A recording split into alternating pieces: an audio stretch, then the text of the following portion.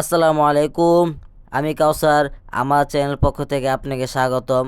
আমি নতুন আরেকটা ভিডিও নিয়ে আপনাদের মাঝে চলে আসলাম। আজকের এই ভিডিওতে যা যা থাকতেছে সবই দেখার মতো রোমাঞ্চময় এক দৃশ্য।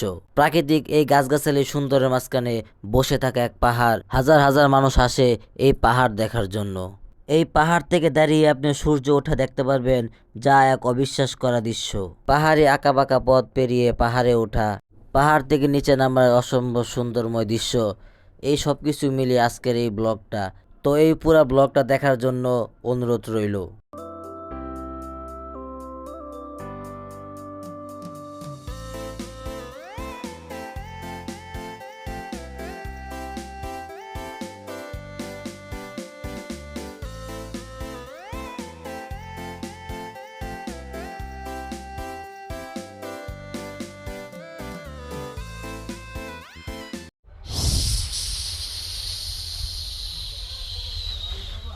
আমরা এখন বর্তমানে আছি হাটাজারি রেল স্টেশনে। আমরা 11টার দিকে এসে এখানে বসে রয়েছি, কারণ আমাদের গাড়ি আজকে আসবে একটু লেট করে।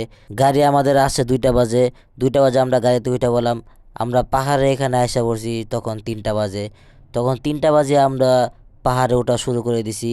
আমাদের হাতে সেফটি বলতে কিছুই নেই, আছে একটি ফোন। এই ফোনের ফ্ল্যাশ ধরিয়ে আমরা পাহাড়ের উপর উঠতেছি।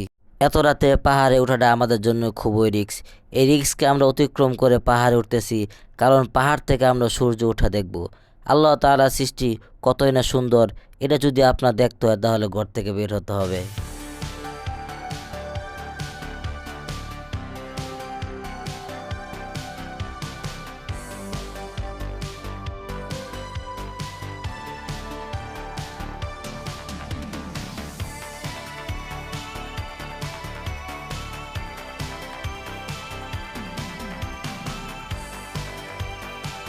তবে এই পাহাড়ের উপরে ওঠাটা এতটা সহজ না।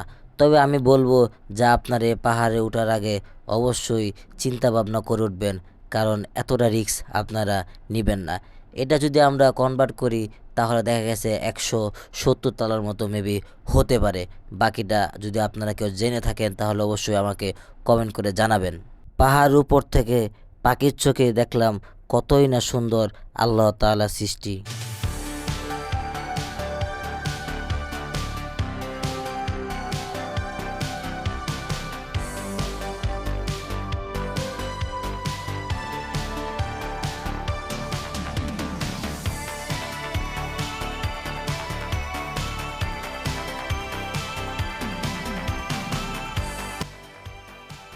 পাহাড়ের উপরে নিরাপত্তার ব্যবস্থা আছে, কারণ এখানে আর্মি একটা ক্যাম্প আছে।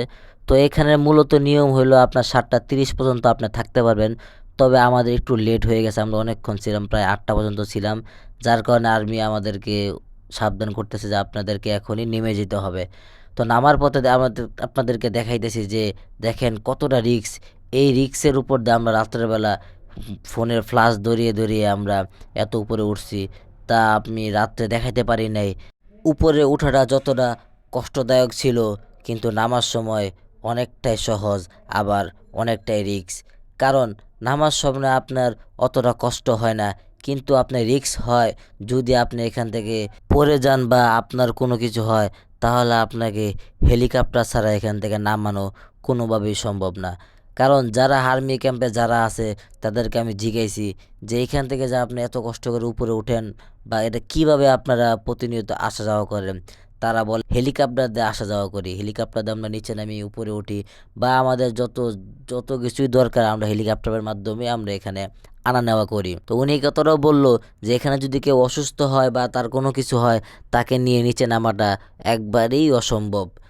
এর জন্য হেলিকপ্টার ছাড়া এটা কোনোভাবেই সম্ভব হবে না। আমাদের ঘোরাগাড়ি শেষ। তো এখন আমরা রাঙামাটি থেকে ব্যাক করব। এই যে আমাদের 2টা গাড়ি, এই যে আমাদের গাড়ি 2টা,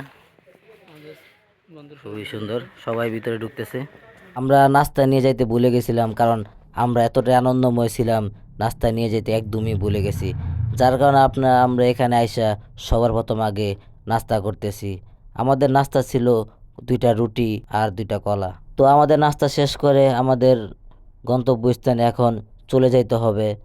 তো আজকের মতো আমি এখানেই ব্লগটা শেষ করতে চাচ্ছি। আর সবাই আমার চ্যানেলটি সাবস্ক্রাইব করে দিবেন যেন আমি সামনে আরও সুন্দর সুন্দর ভিডিও আপনাদেরকে উপহার দিতে পারি। তো আজকের মতো আমার ব্লগটা এখানেই শেষ। সবাই ভালো থাকবেন। আল্লাহ হাফেজ।